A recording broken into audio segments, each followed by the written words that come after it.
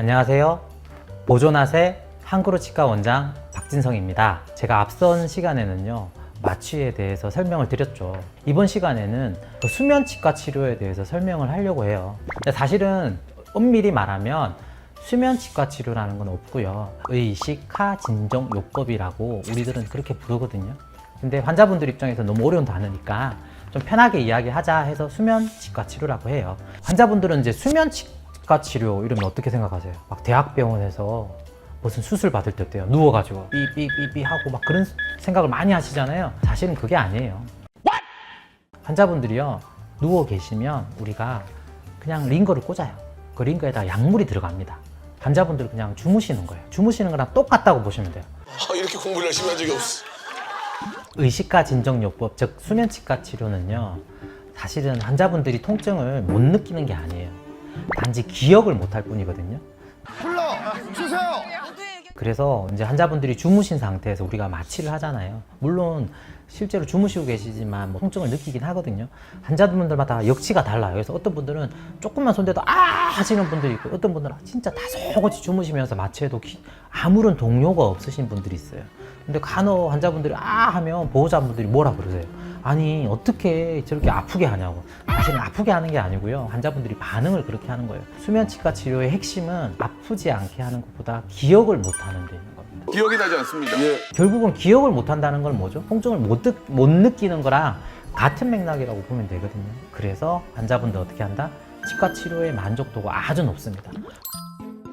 환자분들이 치과에 대해서 예전에 안 좋은 기억이 있던, 사랑니를 뽑았는데 너무 아프게 뽑았다, 그런 분들 있잖아요. 20대 남자분인데 사랑니가 이제 4개 다 나 있는 상태에서 밑에 사랑니 2개 같은 경우에는 매복 상태여서 찢어서 이제 발치해야 되는 부분이어서 솔직히 좀 두려워서 수면으로 진행하게 되었습니다. 수면으로 인해서 사랑니 제가 한 1분인가? 1분 30초 만에 뽑아드렸던 걸로 기억하거든요. 눈 뜨고 일어나니까 수술이 끝나 있어서 되게 편안했던 것 같아요. 저는 엄청 만족합니다. 그런 분들이나 신경치료였는데 너무 아프더라, 그래서 다시는 안 하고 싶다, 그래서 치아가 다 망가지신 분들 있잖아요. 그런 분들에게는 강력 추천해요. 60대 남자분이시거든요. 이분은 제가 기억하기로는 어금니가 다 없어요. 다 빠졌어요. 무서워가지고 치과 치료를 못 받는 거예요. 음식을 씹을 때 무릎을 필요해서 임플란트를 하기 위해 왔습니다. 통증도 많이 있으셨고 네, 통증도 많이 있을 거예요. 이분 같은 경우에도 임플란트를 제 기억으로는 한 10몇 개 정도 했어요. 할 때마다 수면을 하는 경우도 있지만, 이분 같은 경우 협조도가 좋아서 임플란트 심을 때, 그리고 2차 시술할 때, 그때만 이제 두 번 정도로 이제 수면을 했거든요. 수면하고 난 뒤부터는 환하게 웃으시면 제가 뭐 하자고 해도 다 합니다. 그 정도로 이제 잘 되고 있거든요. 치료를 하는 중에도 몰랐었고 아무런 통증 없이 좋습니다. 만족합니다. 그리고 또 있어요. 개깅. 손만 넣어도, 기구만 넣어도 우우우 하시는 분이 있어요. 실제로 제가 있는 동네에서 치과를 10군데를 갔다가 오신 분이 있어요. 10군데를 갔는데 다 안 된대요. 너무 개깅이 심해서. 그래서 제가 수면으로 해드렸거든요. 수면치과 치료로 지금 잘 받고요. 이제 체크 받으러 계속 오시거든요. 살이 10kg 떴습니다. 10kg. 그래서 수면치과 치료는 개깅이 심한 분들한테도 또 좋아요. 이런 고민들이 쓰레기 같은 걸 고민했구나 우리가. 통증에 예민하신 분, 마취 주사가 너무 싫은 사람, 그리고 임플란트를 여러 개 많이 해야 되는 사람들, 그리고 개깅이 심해서 치과 치료를 못 받는 분, 이런 분들 같은 경우에는 수면치과 치료를 받는 게 권해드립니다. 제일 중요한 건 뭐다?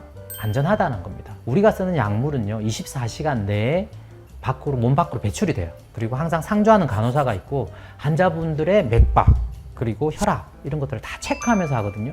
간혹 수면치과 치료한다고 하시는 분들이 있는데, 그런 게 있는지 없는지는 꼭 확인해 보셔야 돼요. 그리고 환자분은요, 그냥 혼자 오시면 안 돼요. 실제로 환자분이 자기 괜찮다고 혼자 오셨거든요. 가다가 사고 난 거예요.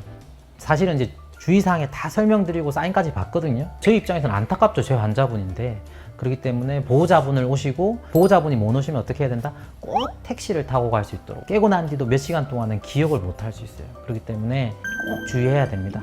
지금까지는요, 의식화 진정요법, 즉 수면치과 치료에 대해서 설명드렸는데요. 치과하면 많이 무섭고 힘들고 아프고, 근데 이런 의식화 진정요법, 수면치과 치료라는 게 있으니까 걱정 마시고 오셔가지고요. 상담 받아보시고 환자분의 몸 상태에 따라서 할 수 있으면 수면치과 치료를 하시면 치과에 대한 만족도가 훨씬 더 높아질 것 같습니다.